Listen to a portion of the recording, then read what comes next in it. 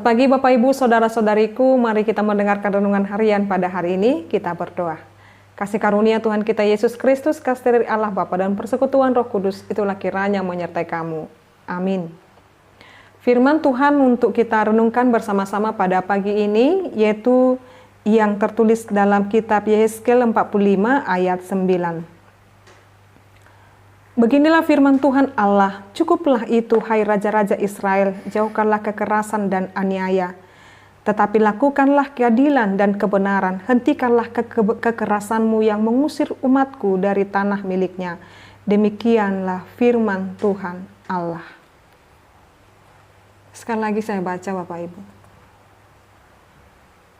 Beginilah firman Tuhan Allah, cukuplah itu hai raja-raja Israel, jauhkanlah kekerasan dan aniaya, tetapi lakukanlah keadilan dan kebenaran. Hentikanlah kekerasanmu yang mengusir umatku dari tanah miliknya. Demikianlah firman Tuhan Allah. Demikian pembacaan firman Tuhan. Allah tidak pernah menginginkan dan menghendaki umatnya melakukan kekerasan. Allah yang adalah cinta kasih adalah nir kekerasan. Bapak Ibu saudara-saudariku, dalam firman ini Tuhan telah mengingatkan bangsa Israel supaya mereka menghentikan kekerasan dan aniaya.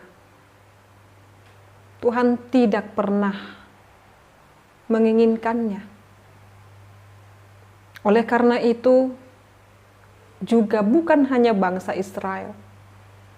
Semua umat di dunia ini, Tuhan tidak menginginkan kekerasan. Tuhan tidak menginginkan aniaya, karena kekerasan dan aniaya itu adalah ketidaktaatan kepada Tuhan. Itu bukan pribadi Allah, itu hasil daripada dosa manusia. Jadi jikalau terjadi kekerasan dan aniaya adalah bentuk ketidaktaatan manusia kepada Allah. Maka oleh karena kekerasan yang dilakukan oleh umat itu, maka harus ada darah yang tercurah, yaitu darah Yesus Kristus.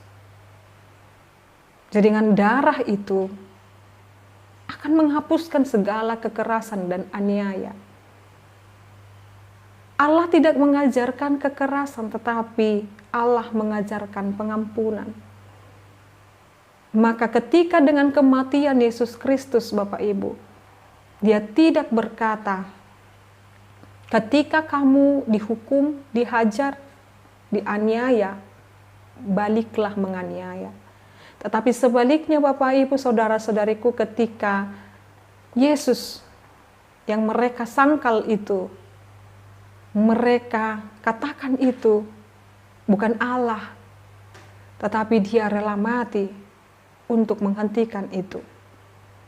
Jadi Allah telah menggantikan dirinya di dalam kekerasan yang dilakukan oleh manusia itu dengan kelemah lembutannya, dengan penubusannya.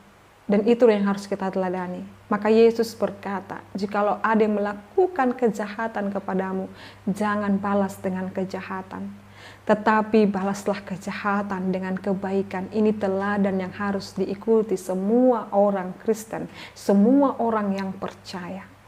Maka Bapak Ibu saudara-saudariku, terkhusus saat ini kita mengetahui apa yang terjadi di dunia dengan adanya perang antara Israel dan Palestina. Kita mengetahui bahwasanya yang terjadi itu pada saat ini adalah peperangan itu sangat banyak merugikan, membuat hati hancur dan juga kehilangan orang-orang yang Dia kasihi. Pertanyaannya sekarang, kita sebagai orang yang percaya kepada Yesus Kristus, apa tindakan kita? Apa yang harus kita lakukan? Meneladani, menghidupi teladan yang telah diberikan Yesus Kristus, yaitu dengan menyuruhkan perdamaian, dengan hidup dalam pengampunan, mendoakan dan juga menjadi pribadi yang boleh menunjukkan cinta kasih, belas kasih kepada sesama. Tidak membalaskan kejahatan dengan kejahatan. Tidak membalaskan hal yang tidak disukai oleh Tuhan. Maka kebenaran dan keadilan itulah yang harus senantiasa dilakukan. Kebenarannya adalah menegakkan cinta kasih, memberikan perdamaian pada dunia ini. Mari Bapak Ibu Saudara-saudariku, dalam doa-doa kita, dalam rumah-rumah kita, dalam setiap doa-doa rumah tangga kita, mari terus berdoa untuk perdamaian dunia ini. Dan juga tidak pernah lupa kita mendoakan negara Indonesia ini. Negara Indonesia yang Tuhan berikan untuk dapat kita diami dalam tanah Indonesia ini. Tuhan juga memberikan perdamaian di Indonesia ini. Itu tugas kita Bapak Ibu. Maka Bapak Ibu Saudara-saudariku, ingatlah, jikalau kita tidak menghendaki kekerasan dan aniaya, tetapi pertama sekali bereskan, hindarkan kekerasan dari rumah tanggamu.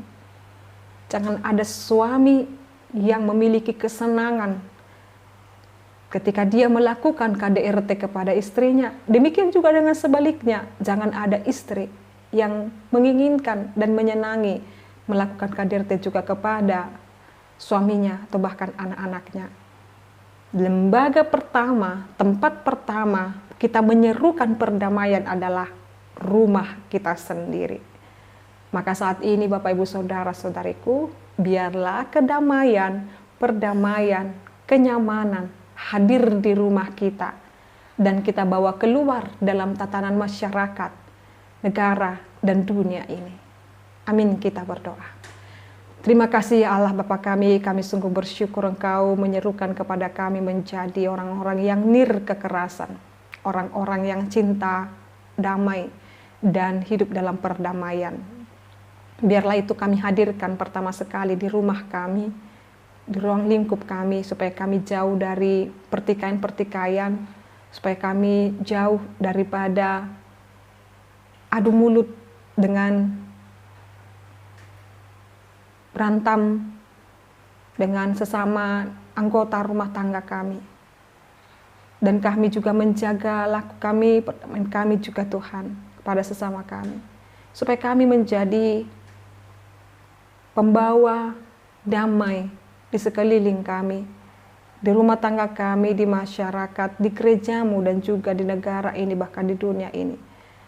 Kami berdoa Tuhan buat kedamaian dunia ini. Terima kasih Tuhan. Biarlah Roh Kudus-Mu yang memberikan kedamaian di dunia ini, memberikan Tuhan berkat-Mu dan segala yang terbaik Tuhan.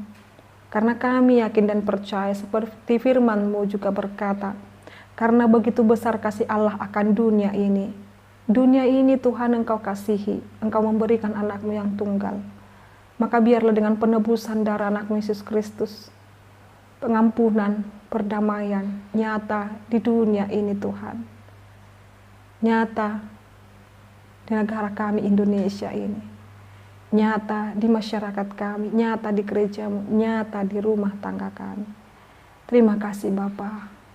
Dalam nama Yesus Kristus dan pimpinan Roh Kudus kami berdoa dan mengucap syukur. Anugerah daripada Tuhan kita Yesus Kristus, kasih dari Allah Bapa dan persekutuan Roh Kudus, itulah kiranya menyertai kamu. Amin.